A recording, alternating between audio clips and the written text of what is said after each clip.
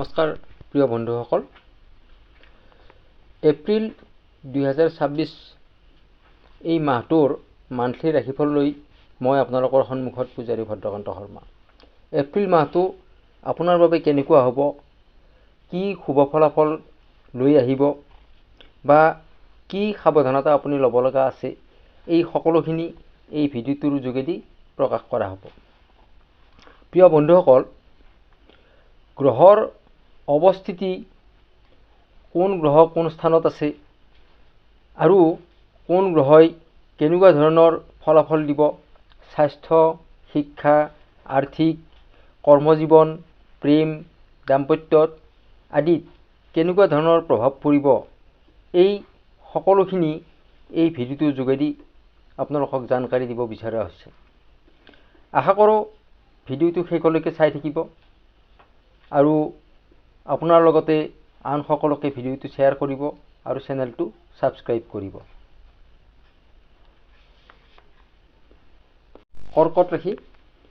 কৰ্কট ৰাশিৰ স্বাস্থ্য অভাৰঅল ঠিকে থাকিব, কিন্তু 14 এপ্ৰিলৰ আগতে আপোনাৰ কিছুমান সমস্যা থাকিব, যেনে ষ্টমাক, স্কিন, এলাৰ্জি, এনেকুৱা কিছুমান সমস্যাই আপোনাক দেখা দিব। কিন্তু 14 এপ্ৰিলৰ পিছত এই সকলোবিলাক সমস্যাৰ পৰা আপুনি ৰিকভাৰী পাব।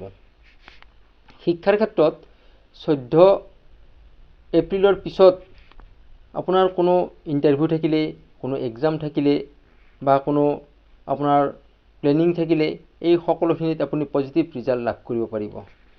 কিন্তু 14 এপ্ৰিলৰ আগত আপোনাৰ মন কিছু চঞ্চল হৈ থাকিব, পঢ়া শুনাত ভালদৰে মন নবহিব। গতিকে আপোনাৰ যদি শিক্ষা বিষয়ক কিবা প্লেনিং কৰিবলগীয়া আছে, আপুনি 14 এপ্ৰিলৰ পিছত কৰক, আপুনি 100% ফলাফল লাভ কৰিব পাৰিব।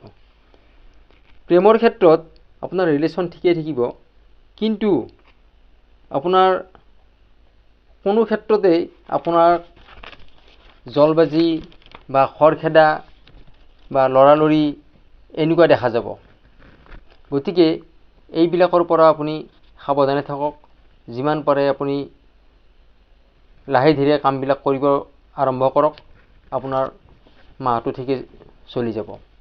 দাম্পত্যৰ ক্ষেত্ৰত আপোনাৰ পাৰ্টনাৰৰ লগত ভাল প্লেনিং কৰিব পাৰিব। আপুনি ঘৰৰ কাৰণে যি প্লেনিং কৰিবলৈ থাকে সেই আটাইখিনি আপুনি ভালদৰে কৰিব পাৰিব।